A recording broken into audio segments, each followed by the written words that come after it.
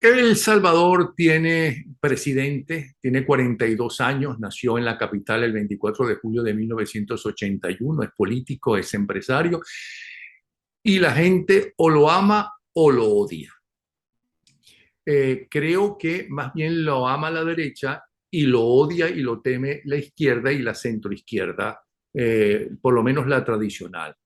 Repito que es el actual presidente de El Salvador desde el 1 de junio del 2019 y llega, previamente fue alcalde de Nueva Cuscatlán y después de San Salvador, gracias al apoyo de donde él estaba trabajando, el Frente Farabundo Martí para la Liberación Nacional, un grupo de izquierda muy conocido en el mundo entero.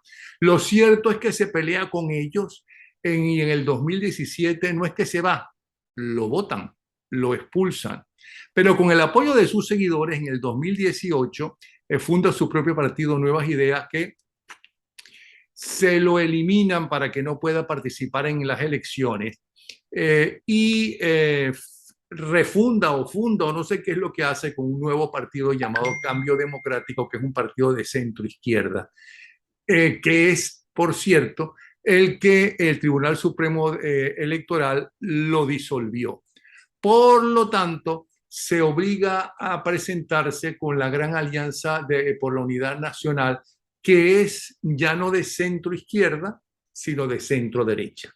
Lo cierto es que arrasa en las elecciones y ahora todo el mundo está hablando de él. Unos dicen que es un dictador que maltrata a la gente, que viola los derechos humanos, especialmente las ONG, a quienes acusan de de estar al servicio de la extrema izquierda, los enemigos de las ONG, y otros dicen que es una maravilla y que no es ningún dictador y que al revés está sentando un precedente. Una de ellas es ella, es Beatriz Rangel, que ustedes conocen, excelente persona y excelente analista, muy moderada, por cierto, es decir, que no está ni en un extremo ni en el otro, pero ella dice, eso fue lo que me dijo, no sé si lo quiere repetir, que Latinoamérica con él está pasando del Jurásico a Nayib Bukele, que todo el resto de Latinoamérica prácticamente está en el Jurásico y que Nayib Bukele es como se debe gobernar para que el continente avance y tenga futuro. Bienvenida, Beatriz Rangel.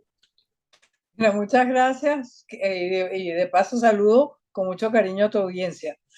Lo cierto de el, cualquier juicio que podamos hacer sobre Nayib Bukele estaría incompleto si no tomamos en cuenta eso que tú acabas de decir, que Latinoamérica es un gran parque jurásico. Latinoamérica, desde el punto de vista de sus instituciones políticas y la cultura cívica, se quedó en el medievo. Son sociedades medievales, sociedades organizadas por castas, por corporaciones, en corporaciones, donde no hay libertad de comercio y las libertades políticas son formales, porque realmente son las corporaciones organizadas las que manejan los hilos del poder. Ese es el modelo de una sociedad medieval, porque lo que ocurre es que cuando el señor Colón se le ocurrió hacer un crucero El por el señor Caribe, Colón es el Cristóbal Colón. Cristóbal Colón, al señor Ajá. Colón se le ocurrió hacer un crucero por el Caribe, eh, la, la potencia a la cual él representa, que era España, que es quien le da los barcos, es uno de, no quedaban sino tres potencias medievales en Europa. Una de ellas era España, otra de ellas era Portugal. ¿Y la tercera? Mira, la tercera era una que ya no existe, porque era un territorio que estaba entre Alemania e Italia, pero que ya no existe, y que es la evolución de Europa fue creando unos estados nacionales compactos donde ese reino desapareció. Pero Entonces quedamos en que los reyes de España le dieron las pesetas a Colón y los barcos, y entonces se vino a hacer, según acabas de decir tú, un crucero por el Caribe. El señor se vino a hacer un crucero por el Caribe y descubrió, descubrió que había, sí, bueno, él estaba buscando llegar a China, empecemos por ahí, y pensó que había llegado a territorio asiático, cuando se da cuenta que es otro territorio completamente virgen, que es lo que se impone, que las dos potencias a los cuales el Papa, hay que recordar que en ese momento, estamos hablando del siglo XV, en el siglo XV casi toda Europa estaba ya en el Renacimiento. España y Portugal seguían en el medievo y había países que inclusive estaban entrando en la ilustración, como era el caso de Inglaterra y de lo que hoy es Francia, que tampoco era como está ahorita. Entonces, era otro territorio, más chico. Entonces, o más grande, no, era más grande. Entonces, esos países ya estaban en el Renacimiento, que es la gran revolución del pensamiento, donde se coloca al hombre, al ser humano, como el centro del universo y de la formulación de políticas. Y ya no es, pero los reyes, o sea, los gobernantes, eran seleccionados por el derecho divino todavía. O sea, Dios decidía quién iba a gobernar cuál país y quién era la persona que encarnaba ese poder de decidir dónde Dios seleccionaba sus líderes, el ¿Y Papa. cómo hacía Dios para seleccionar y decirle, mira, tú eres la cosa? O No, es porque como para eso una estaba el señora que yo le Papa, no, no, entrevisté no. una Para vez, eso estaba, para eso ¿no? estaba el Papa, por eso, Ah, o sea, quien decidía qué era lo que Dios quería era el Papa. Entonces, el Papa le otorga los territorios de América a dos potencias, que son España y Portugal. España y Portugal están en el medievo. Si ellos no hubieran descubierto América y no se hubieran venido esas dos potencias, no hubiera habido la necesidad de colonizar las tierras descubiertas, ellos se hubieran quedado en Europa y esas instituciones medievales se hubieran desarrollado y hubieran seguido el mismo camino que siguieron las demás instituciones en Europa. La lucha por los derechos humanos, el Estado de Derecho, sociedades civiles, donde se separa la religión del Estado, etcétera, etcétera. Pero como España y Portugal, por la necesidad de poblar y de conquistar las tierras obtenidas gracias al descubrimiento del señor Colón, entonces se traen esas instituciones medievales a América. Y es como que si tú, vamos a suponer, cuando vino la tragedia, esa, o vamos a decir, el choque del meteorito hace cientos de miles de años o de millones de años, que un meteorito chocó la Tierra y entonces el impacto acabó con toda la fauna y la flora que se conocía en ese momento, entre ellos desaparecen los dinosaurios. Bueno, es como que si en ese momento alguien hubiera tenido unos huevos de dinosaurio, los hubiera guardado en algún lugar seguro y después los hubiera empollado y hubieran nacido los dinosaurios. Donde esos dinosaurios hubieran nacido o se hubieran desarrollado, hubieran tenido cría y se hubieran reproducido. Eso fue lo que pasó. Esas instituciones dinosauricas ahora, pero muy vigentes en su época, las trajeron. Ahora, ¿cuáles son las características de esas instituciones que las diferencian y que han hecho tan difícil o si no imposible, el desarrollo tanto político como económico de América Latina? Que en lo económico son instituciones políticas creadas para controlar a la población, no para dirigirla. Y hay una diferencia muy grande entre control y dirección. Controlar significa que yo decido qué es lo que tú vas a hacer y si no lo haces te castigo. Dirigirla es entender que cada quien tiene su propio patrón de vida, su propia visión de lo que quiere ser en la vida y entonces tú tratas de canalizar esa energía creativa de los individuos hacia la construcción de un colectivo. Y ese colectivo, por lo general, es un colectivo que llamamos sociedad o llamamos democracia, donde cada uno de los seres perseguir su bienestar individual, crea bienestar para el resto. Entonces se produce como una especie de interacción entre mis deseos de progreso individual con los progresos colectivos de la sociedad. Entonces, tú lo que tienes que dirigir esos impulsos para canalizarlo hacia metas de mayor progreso. En cambio, la sociedad medieval, no importa lo que tú quieras, es lo que a mí se me ocurre, yo como Estado decido cuál es el patrón y te lo impongo. Y el que no, el que no sigue ese patrón, o va preso, o lo dejo sin recursos económicos, o lo tiro al degredo. Eso era básicamente. Entonces, ¿cuál es y cómo se traduce eso a lo económico? O sea, ¿cuál es el modelo económico que acompaña a esas instituciones políticas? La extracción de renta. El Estado es dueño de todo.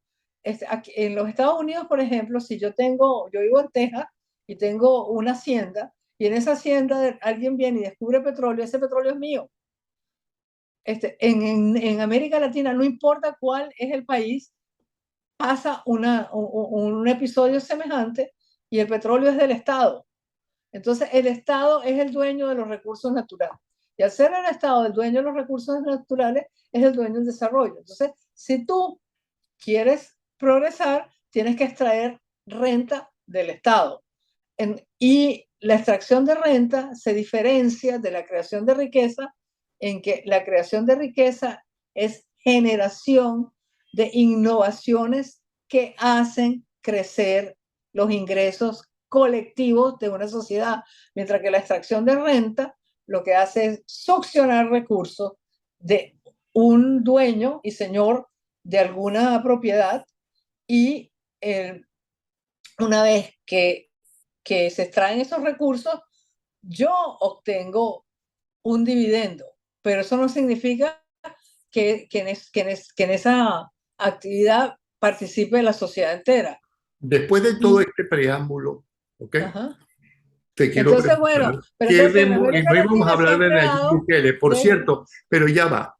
Qué ajá, lástima que los antecesores de los actuales franceses, ¿no?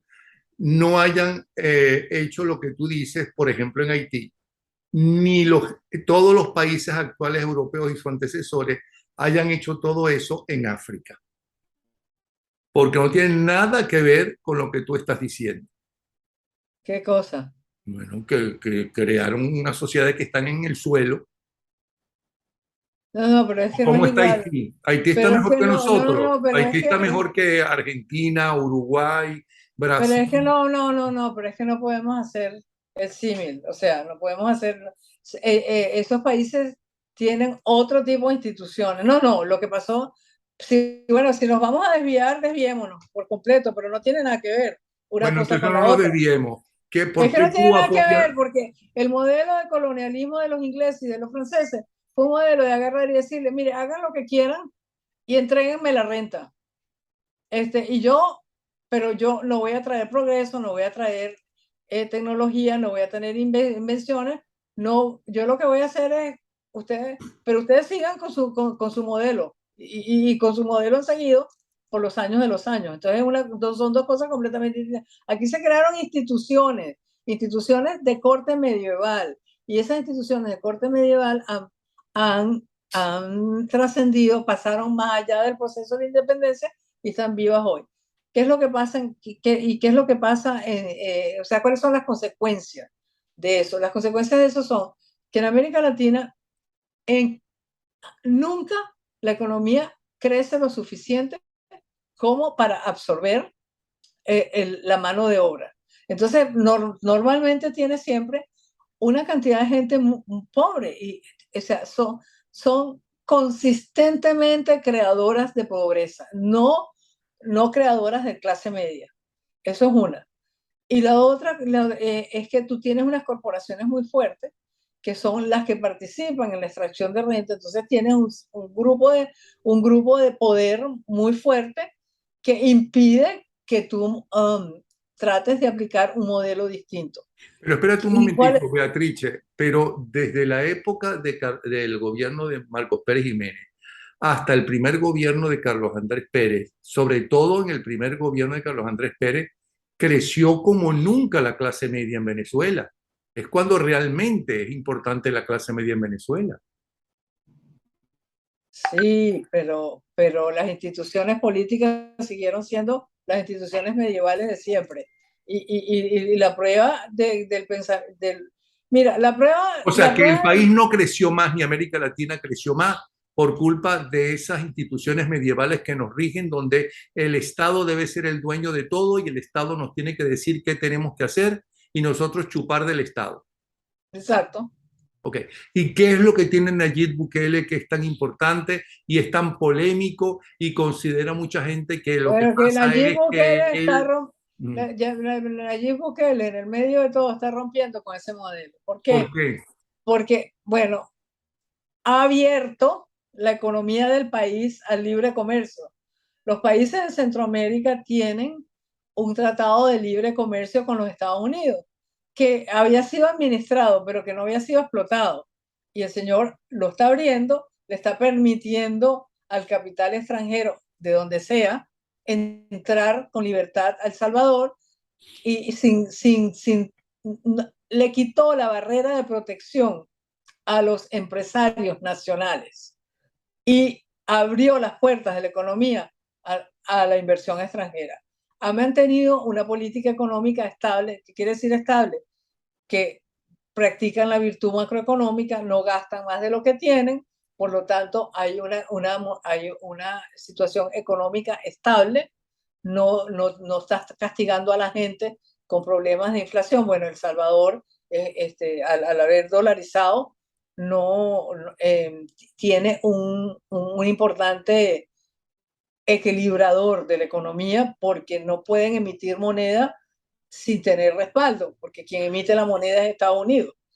Pero, pero además ha facilitado la construcción de obras públicas fundamentales en el tema de la infraestructura y en el tema de la salud, porque se construyó en los 3 años, 4 años que tienen el poder, se ha construido un hospital, pero de primera en San Salvador.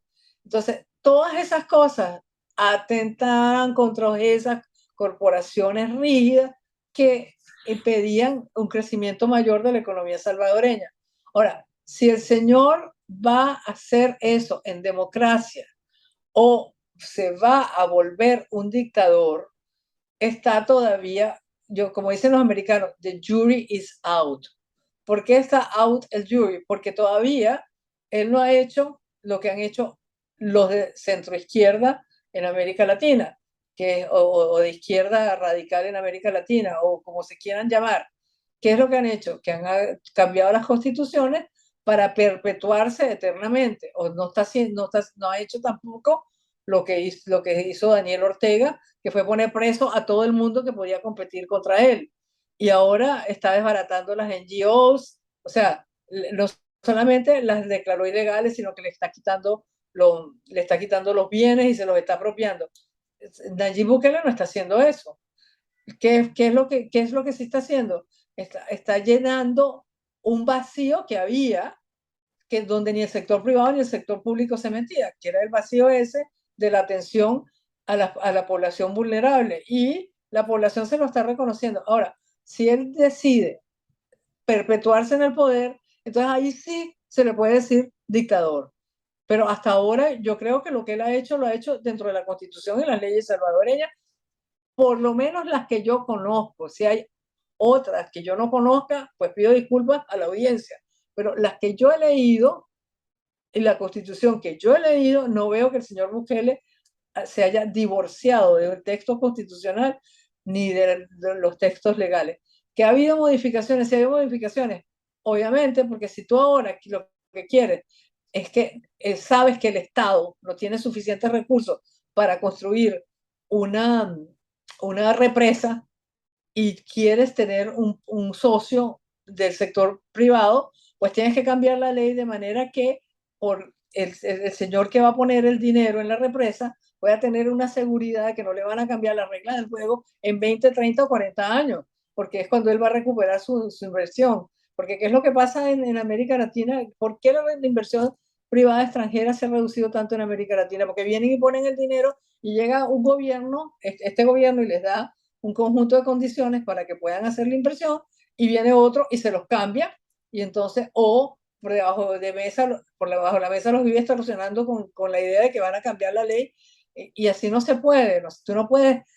América Latina necesita desesperadamente infraestructura portuaria, aeroportuaria, de carretera, y no la tiene, porque esas son inversiones que necesitan unas reglas del juego claras y permanentes por lo menos medio siglo. ¿Y Y si tú no haces, qué le garantiza a la empresa privada que quiere invertir en El Salvador que después de Bukele no vuelvan al pasado tradicional, que es una forma de pensar de todos nosotros los latinoamericanos y de toda la dirigencia política o la mayor parte de la dirigencia política latinoamericana? mira, yo pienso que Bukele ha sido tan radical en todo el ejercicio de romper las estructuras rígidas que existían en El Salvador y que existen en todas las sociedades latinoamericanas, que va a ser muy difícil echar para atrás. Yo sí creo que las nuevas generaciones, que son la gente que lo sigue a él, va a querer algo todavía mejor. Em, Creo también, sinceramente creo, que al empezar a explotar en profundidad el Tratado de Libre Comercio con los Estados Unidos, se van a crear unos vínculos irreventables con la economía mundial, sobre todo con la economía norteamericana, y eso va a permitir que surjan muchísimo más pequeños y medianos empresarios en El Salvador que no van a querer que cambien la política y perder su bienestar en el proceso. O sea, eso que hicieron los venezolanos, que es completamente inexplicable, que es votar por perder su bienestar, eso yo no creo que más nadie en América Latina lo vuelva a hacer. Ahora bien, ¿cómo puede hacer Bukele para hacer esos cambios tan drásticos que tienen tantos enemigos y enemigos sumamente poderosos, obviamente? Para empezar, la tradición, la forma de pensar, eso no se quita de un día para otro. Que me ¿Verdad? recuerda un poco lo que quisieron hacer ustedes en el segundo gobierno de Carlos Andrés Pérez y no pudieron. Y todo el mundo estuvo en contra, empezando por su propio partido, a pesar de la popularidad tan grande que tenía Carlos Andrés Pérez. ¿Qué es lo que está haciendo Bukele que lo pueda hacer, que nosotros los venezolanos no pudimos hacerlo ni lo entendimos? Mire, yo lo que sí, lo que pienso es que El Salvador pasó por una experiencia muy dura, muy dura, que fue una guerra espantosa. Y los salvadoreños, cuando vino la democracia, tenían una visión y una aspiración muy grande de progreso y de estabilidad. Y Bukele, en el fondo, los está llevando hacia eso, que era lo que ellos querían, después de haber sufrido una guerra tan espantosa. Yo no sé si tú conoces bien la trayectoria de Bukele, como para que me puedas responder la pregunta, ¿qué hizo que Bukele pasara de ser apoyado y tener un gobierno de centro izquierda a llegar a la presidencia y llegar a las alcaldías como centro izquierdista o izquierdista, y llega a la presidencia apoyado por un partido de centro derecha? ¿Hay alguna explicación o lo hizo, bueno, para llegar al poder y punto? Claro, lo hizo para llegar al poder. Yo creo que él tenía en su mente muy claro el modelo que está de políticas públicas que está desarrollando, y dijo, pero para poder desarrollar este modelo de políticas públicas necesito tener poder, y para tener Ok, poder necesito. claro, ya te entiendo, pero eso que está haciendo en ese viejo esquema de izquierda y derecha que también está desapareciendo, ¿ok? ¿Dónde está situado él en este momento con esas medidas? Mira, yo la verdad es que no tengo la menor idea de cuál es su situación. Yo lo que creo es que él decidió crear unas instituciones modernas para El Salvador, y lo está haciendo. Y normalmente, mira, vamos a hablar de un caso que tú y yo conocemos mejor, que es el de Venezuela. Venezuela con Juan Vicente Gómez. Juan Vicente Gómez emerge y galvaniza el poder detrás de él, porque Venezuela estaba deshecha, estaba vuelta a pedacitos, estaba a punto de la desilusión como país. Entonces que él viene y la une claro, con un puño de hierro y crea el Estado Nacional venezolano. Y yo creo que los venezolanos estaban tan agotados de guerras grandes y chiquitas, guerras civiles, guerras armadas, que al final se dejaron llevar por alguien que tenía una visión distinta a la anarquía que reinaba en Venezuela. Y al final, esas instituciones que el general Gómez crea, persisten y duran, o sea, le dan presencia institucional a Venezuela hasta el momento en que viene la democracia. En la democracia, entonces, cambian esas instituciones, pero muchas de ellas sobreviven. ¿Por qué sobreviven? Porque tenían utilidad social. Y eso sí, alguien que lo definió muy bien fue el general Torrijos, que un día me dijo, mira, el progreso lo que es una gran carrera de alpinismo generacional. Tu generación logra escalar este hito, después la mía este otro, la otra. Lo malo es cuando una generación le quita el piso a otra.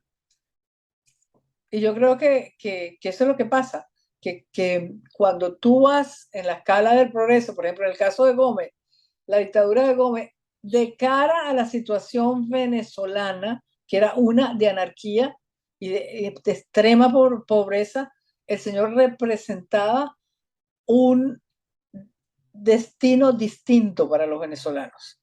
Y entonces los venezolanos de alguna manera se ciñeron a aquel mandato que era una dictadura feroz, era una dictadura horrenda, pero prefirieron eso a la anarquía que tenían antes. Ok. Mira, bien interesante, lastimosamente se nos acaba el tiempo. ¿Quieres agregar algo más? Porque eso que tú estás diciendo sería bueno ampliarlo en otros programas, porque estás hablando de qué hacer exactamente una vez que evidentemente que con estas delincuentes que están en Miraflores no se puede hacer, para empezar porque no tienen capacidad para pensar en esas cosas, pero es muy importante no caer en el pasado, por muy bueno para nosotros los venezolanos que haya sido el pasado comparado con el resto de América Latina.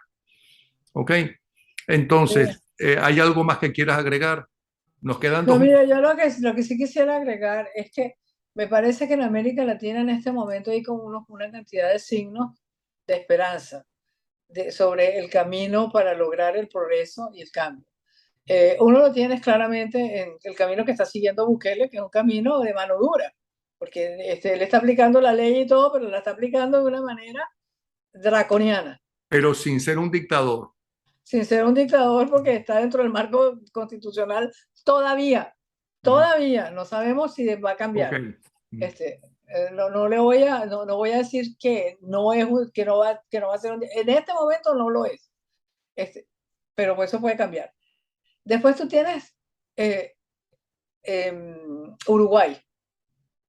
Tienes Uruguay, una sociedad que ha logrado eh, copiar o replicar la cultura cívica de los norteamericanos, una cultura cívica democrática donde se construye consenso, se llevan a cabo las políticas públicas por consenso, aún entre partidos opuestos, como puede ser el Partido Blanco y el Frente Amplio.